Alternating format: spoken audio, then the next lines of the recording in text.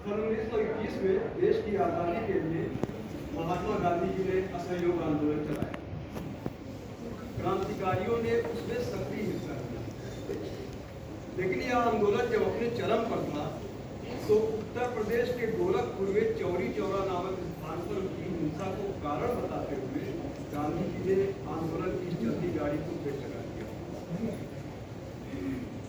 गांधी जी ने आंदोलन की चलती गाड़ी को ब्रेक लगा दिया। इससे क्रांतिकारियों ने महसूस किया कि अधिकतर नेता लोग क्रांति की डोर को पीछे खींच रहे हैं। इसीलिए उन्होंने अपने हथियार फिर से उठा लिए और क्रांति का ताना बाना फिर से शुरू किया। सन 1923 में HRA यानी हिंदुस्तान रिपब्लिकन एसोसिएशन राम प्रसाद बिस्मिल के नेतृत्व में सक्रिय था। वहीं दूसरी ओर एक नौजवान जिसका नाम अशफाक उल्ला खान है, आज HRA में शामिल होने के लिए पहली बार राम प्रसाद बिस्मिल जी से मिलने चाहता है। अशफाक का मन पहले भी कई बार बिस्मिल जी से मिलने को किया, मगर हर बार एक अनाम सी झिझक ने उसके कदम रोके।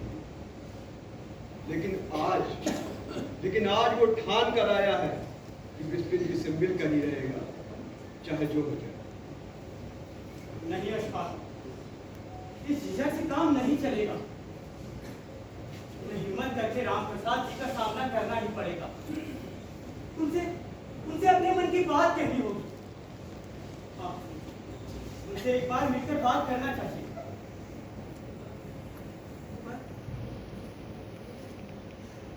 कहीं वो मुझे अपने साथ शामिल करने से मना कर दिए तो मैं कहाँ जाऊंगा, क्या करूंगा? हाँ, वो मेरा विश्वास नहीं करेगी। नहीं करेंगे वो मेरा विश्वास।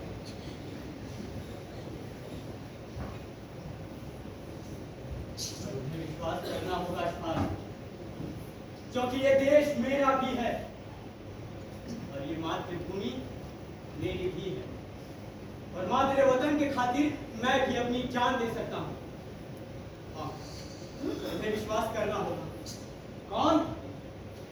कौन है वहां? बोलते क्यों नहीं? कौन हो? जी मैं अशफाक। अशफाक कौन? यहाँ आओ। जी नमस्ते। रहमत के छोटे हो? जी। कहो, यहाँ कैसे आना हुआ? जी बिस्मिल जी, मैं आपसे मिलने आया हूँ। मुझसे मिलने? जी। क्यों? बिस्मिल जी, मैंने सुना है आपको मातृभूमि की आज़ादी के लिए समर्पित युवाओं की तलाश है। तो जी, मैं भी आपके साथ आज़ादी की लड़ाई में शामिल होना चाहता हूँ, क्रांति में भाग लेना चाहता हूँ। जी, मेरी माँ ने मुझे डंका शाह के बारे में बताया, कैसे उन्होंने अकेले ही अंग्रेजों को खदेड़ दिया था। जी, मैं भी आपके साथ शामिल होना चाहता हूँ आज़ादी की लड़ाई में। ठीक है, पर यह राह तुम्हारे जैसों के लिए नहीं है। क्यों नहीं है मेरे जैसों के लिए? अरे मेरे शिक्षक पृथ्वी सर ने मुझे कन्हैयालाल के भी बारे में बताया कि कैसे उन्होंने हंसते हंसते फांसी का फंदा चूम लिया। विष्णु जी, आप मुझे एक मौका देकर देखिए, मैं भी देश की खातिर जान दे सकता हूँ। तुम एक मुसलमान लड़के हो और मातृभूमि की पुकार तुम्हारे जैसों के लिए नहीं है। मुसलमान? तो क्या मुसलमान को देश की सेवा करने का हक नहीं? विष्णु जी, क्या मुसलमान को अपनी माँ की रक्षा करने का हक नहीं? विष्णु जी, आप मुझे एक मौका देकर देखिए, अगर आपको विश्वास नहीं तो आप मेरी परीक्षा ले सकते हैं। नहीं, मुझे तुम्हारी कोई परीक्षा नहीं लेनी। जाओ यहाँ से। पर एक बार कहा ना, जाओ यहाँ से।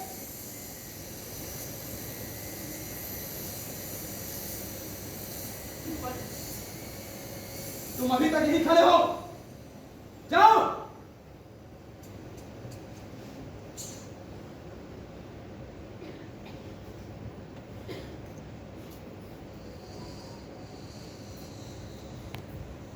अशफाक की ये पहली मुलाकात कोई खास अच्छी नहीं रही।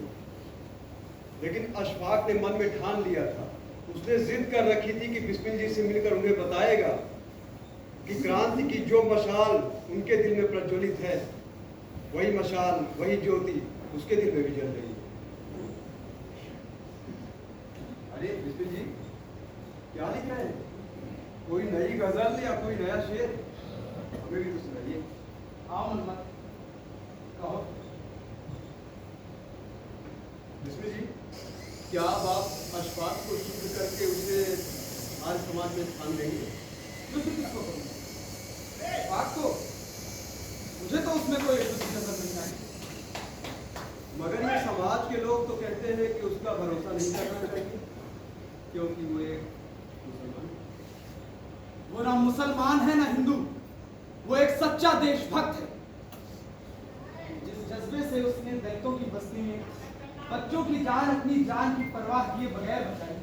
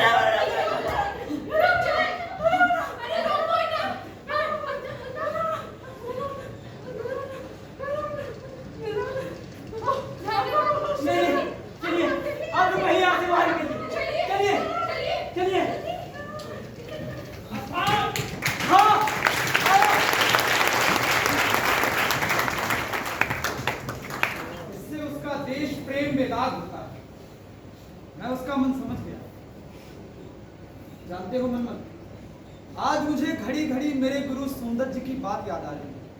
उन्होंने कहा था, असहायों के प्रति प्रेम ही हमारी जिंदगी है। इस बात को कभी मत भूलना राम। बेटे, तुम जब तक लोगों के सुख दुख में उनके साथ खड़े नहीं हो, तब तक समझना ये सब मौखिक बातें हैं। क्रांति की भावना ही अधूरी है। अरे, आपको ये तो सुनाना ही मैं भूल गया। तेरे ही वास्ते आलम में हो गए बदनाम, तेरे सिवा नहीं रखते हम किसी से कुछ काम, कि तेरे ही नाम को जपते हम तो सुबह शाम, वतन न दे हमें तो तरके वफा का इल्जाम, किया रूप तेरे हम निसार हो के चले, किया रूप तेरे हम निसार हो के चले। वाह वाह वाह बिस्मिल जी, वाह क्या बात। अशफाक से कहिएगा मुझसे आकर मिले।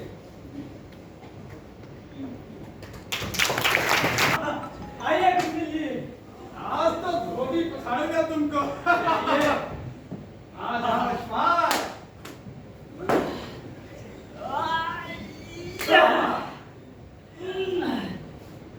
मैं कुछ लिख रहा था। अच्छा, सुनना चाहोगे? बिल्कुल। उथल पुथल से ही नया सितारा उगता है। हाँ, पीड़ा तथा कष्ट से ही नए जीवन का जन्म होता है।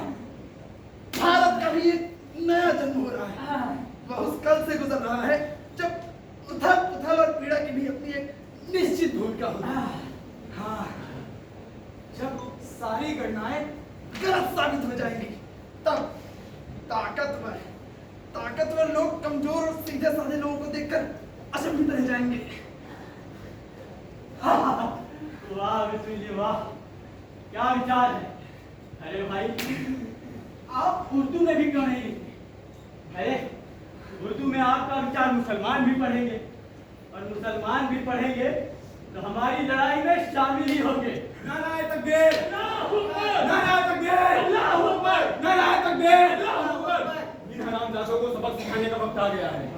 ये रही यार समाजी मंदिर, एक भी दीवार समूची न बचे। अगर किसी ने एक कदम भी आगे बढ़ाया तो उसकी लाश कहने से ढेर पर मिलेगी। होश में होश पाक मियां, शायद तुम भूल चुके हो कि तुम एक हिंदू नहीं मुसलमान हो। हम और तुम एक ही कौम के हैं। हाँ, हम और तुम एक ही कौम के तो हैं, मुसलमान मुसलमान।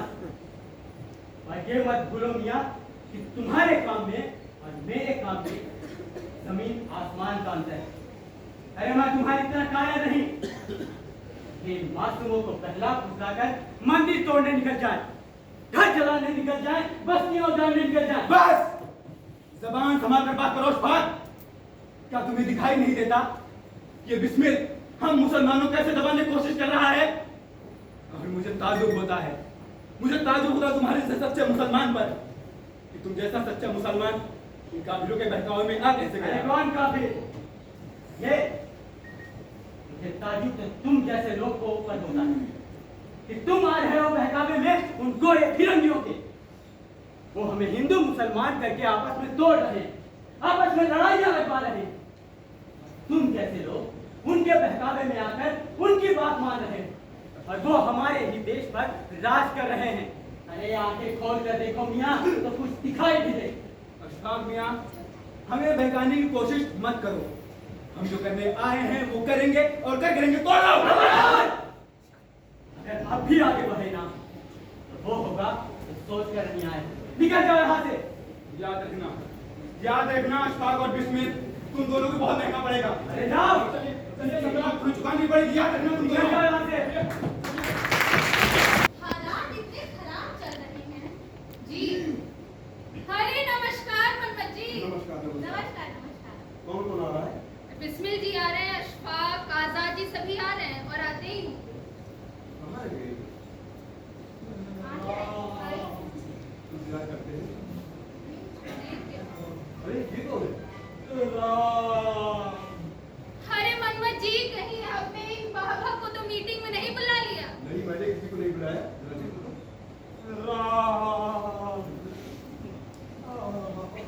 अरे बाबा जी, बाबा जी, बाबा जी, बाबा हाँ, कहीं हाँ। आगे बढ़ जाते। अरे बेटा, इन बूढ़ी हड्डियों में दम नहीं रहा। थोड़ा विश्राम कर लूं, फिर चला जाऊंगा। बाबा जी कहीं आगे हो जाइए। मुझे लगता है सब लोग आ गए। जय हिंद साथियों। जय हिंद। सभी साथी उपस्थित हैं? जी, आजाद भाई दिखाई नहीं दे रहे। यार, कहाँ रह गए होंगे? मुझे तो कभी इतना विलंब नहीं हुआ।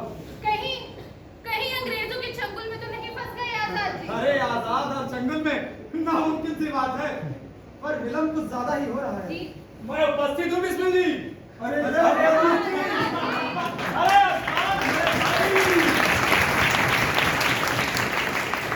बहुत दिनों बाद तुमसे मुलाकात हुई भाई। अरे वाह, आखिर दिखा दिया अपना पहलू। हाँ, ये तो दिखाना ही था। सिल्वर। मनमात। अरे भाई। अरे भाई आजाद जी, हाँ। ये वेशभूषा कैसे बदल रखी है? अरे बिस्मिल जी, नमस्कार। नमस्कार। कमाल करते हैं आप आजाद। अरे आप तो जान ही रहे, ये अंग्रेज कुत्ते पीछे पड़े रहते हैं। अरे कहीं उन्हें यहाँ तक तो नहीं ले आए? अरे क्या बात करते हैं बिस्मिल जी, अंग्रेजों के पास इतना दिमाग कहाँ कि वो आजाद को पकड़ पाए। वाह। और बताइए कैसे हैं आप? बढ़िया। आजादी की क्रांति कैसे चल रही है? धधक रही। तक रही है ना? बस अब वो दिन दूर नहीं जब ये अंग्रेज यहाँ से भागेंगे। अरे भाई, हाँ? आजाद जी, यहाँ बात हो रही थी कि कहीं आपको उन अंग्रेजी कुत्तों ने पकड़ तो नहीं किया? अंग्रेज और पकड़ा आजाद और पकड़ा जाना ये तो हो ही नहीं सकता। जब तक ये बंदूल बुखारा मेरे पास है ना, कोई माई कलाल मुझे हाथ तक नहीं लगा सकता। मैं आजाद था, आजाद हूँ और आजाद ही रहूंगा।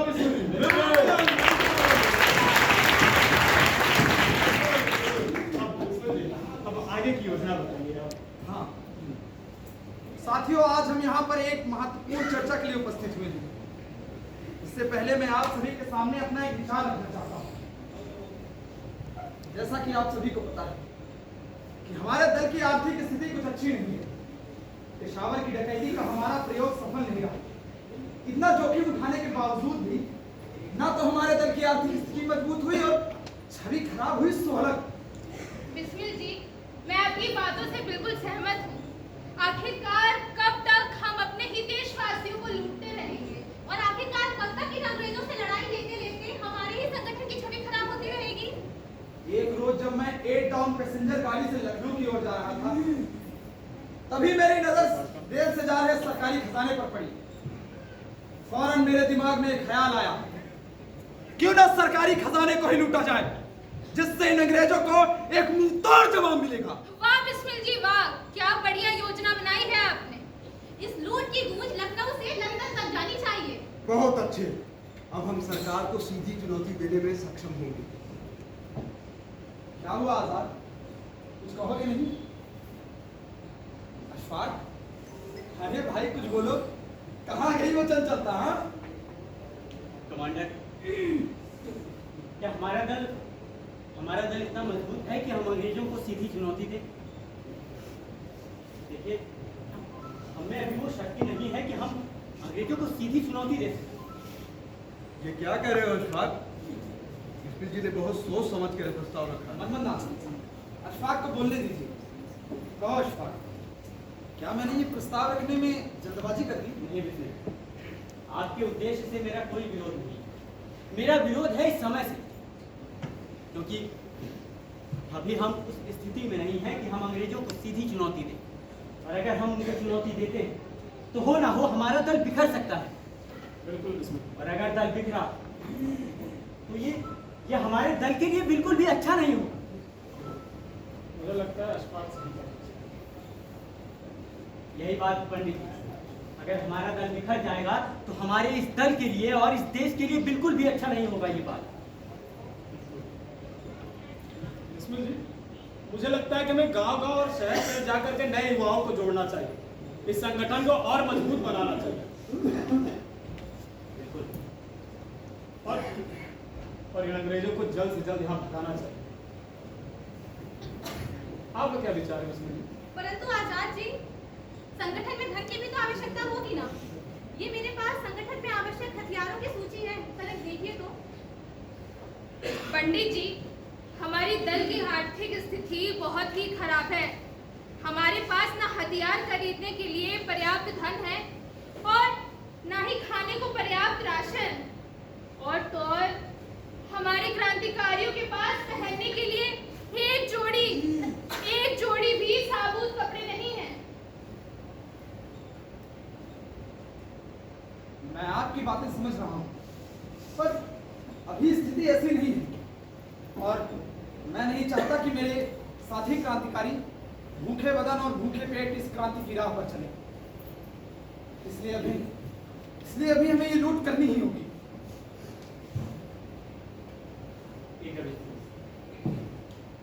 ये बात भी ठीक ही है, हम साथ हैं। हम इन अंग्रेजों को सीधी चुनौती देंगे और सरकारी खजाना भी लूटेंगे, क्योंकि ये देश हमारा है और ये सरकारी खजाना भी हमारा है। हम साथ हैं। बिल्कुल बिस्मिल जी, हम सभी आपके साथ हैं, क्योंकि इन अंग्रेजों को बिना अत्याधुनिक हथियारों के हराना नामुमकिन है। हम सभी आपके साथ हैं। आप आगे की योजना बताइए। सरकारी खजाना लूटने की ये योजना दल में बहुमत से तय हो गई। आजाद और अशफाक एक अनुशासित सिपाही की भांति पूरे मन से ए टाउन मैसेंजर में हथियारों से लैस। हम सभी क्रांतिकारी शाहजहांपुर स्टेशन पे चढ़ेंगे। ट्रेन जैसे ही लखनऊ के आगे काकोरी स्टेशन से छूटेगी, वैसे ही आजाद इशारा करेंगे। मैं और अशफाक चैन की जंजीर खींच लेंगे। इंकलाब! इंकलाब! इंकलाब! इंकलाब! इंकलाब!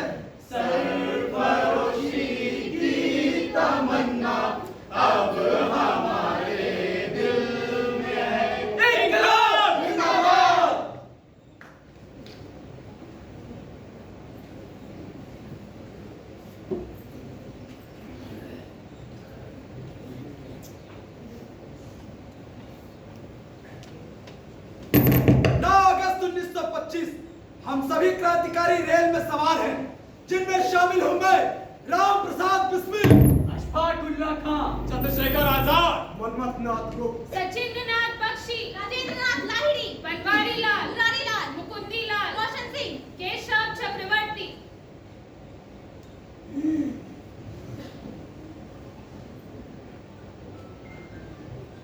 इंकलाब जिंदाबाद! इंकलाब जिंदाबाद! इंकलाब जिंदाबाद! इंकलाब जिंदाबाद! इंकलाब जिंदाबाद! आप सभी अपनी अपनी जगह पे बैठे रहे और किसी भी नहीं जाना चाहते इंकलाब आओ कृपया हमारा सहयोग करें। हमारा मकसद सिर्फ सरकारी खजाना लूटना है। इंकलाब जिंदाबाद बंदूक इधर है। जल्दी करो आप सभी बैठे रहे जल्दी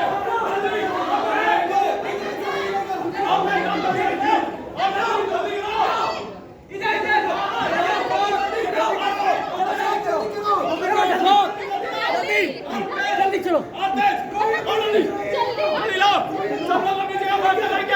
जल्दी करो इंकलाब जिंदाबाद जिंदाबाद जल्दी जल्दी जल्दी जल्दी इंकलाब जल्दी जल्दी सभी लोग अपनी जगह बैठे रहिए हम किसी को नहीं मारना चाहते जल्दी जल्दी